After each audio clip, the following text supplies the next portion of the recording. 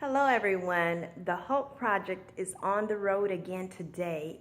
I am going to go to Fitzpatrick Elementary School here in Montgomery, Alabama to read my book, Martin and the Struggle of Hope. It's book number 2 of the Hope series. In this book, it tells the story of course, Dr. Martin Luther King leading the bus boycott, and of Miss Rosa Parks not giving up her seat. But it also tells the story of the organizations behind the movement, the NAACP, the National Association for the Advancement of Colored People, led by Mr. E.D. Nixon. It tells the story of the WPC, the Women's Political Council, led by Dr. Joanne Robinson from Alabama State University. And it tells the story of the preachers who organized and ran the bus boycott, the MIA, the Montgomery Improvement Association. Well, I thought it would be interesting if I could teach the children through a display and also through my book about these organizations and about the importance and the power behind organizations. And we are going to tie a penny drive for St. Jude's Research Children's Hospital to today's assembly so that they can walk away, knowing that people working together, even if it's one penny at a time, can make a difference. And here are a few pictures from my display which highlight the organizations of the protest movement, specifically the bus boycott. The NAACP, and that is a picture of Mr. E.D. Nixon. I'm going to try and get up close as the leader of the NAACP. And you've got the MIA, the leader of it, of course, was Dr. Martin Luther King, who was also leader of the bus boycott and later the civil rights movement, because the bus boycott, of course, gave birth to the civil rights movement. Below him, you will find a picture of many of the ministers, local pastors in Montgomery, who held mass meetings at their churches. That's the Montgomery Improvement Association, MIA. I've got to go back to Mr. E.D. Nixon's picture.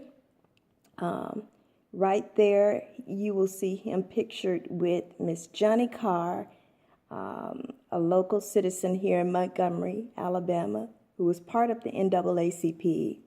And, of course, in the center, Ms. Rosa Parks, who was his secretary at the time.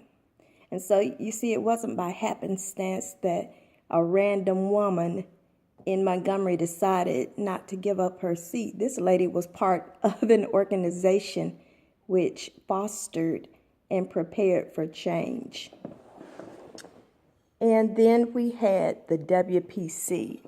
This organization was led by none other than Miss Joanne Robinson, an instructor from Alabama State University, who happened to teach the same thing I taught there, English.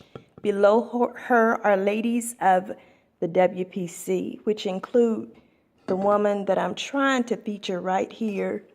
Her name is Miss Mary Burks, and she was the founder of the WPC. She's the second woman from your right.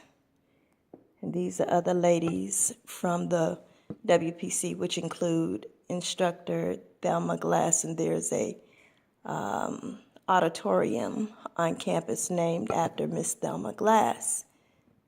And so we are going to tie it with the St. Jude organization for research. They do cancer research for children. And St. Jude was very pivotal in civil rights because St. Jude was the first hospital that serviced Black people. So they were the first hospital to integrate, when other hospitals wouldn't, treat Black people. Also, during the 1965 Selma to Montgomery March, St. Jude opened its campus to the marchers, and they were able to, stay there overnight and have a concert put on by the stars like Sammy Davis Jr., Harry Belafonte, and also on the eve of the state capitol arrival, as the marchers from Selma made their way to Montgomery. On that day, actually, Viola Liuzzo was shot, fatally wounded, and she was treated at St. Jude, where they tried to save her life on that campus because there's a hospital there. But of course they couldn't, and she became one of the martyrs of the civil rights movement. So I'm on my way to Fitzpatrick to hold an assembly. I'm so excited, and I can't wait to get there.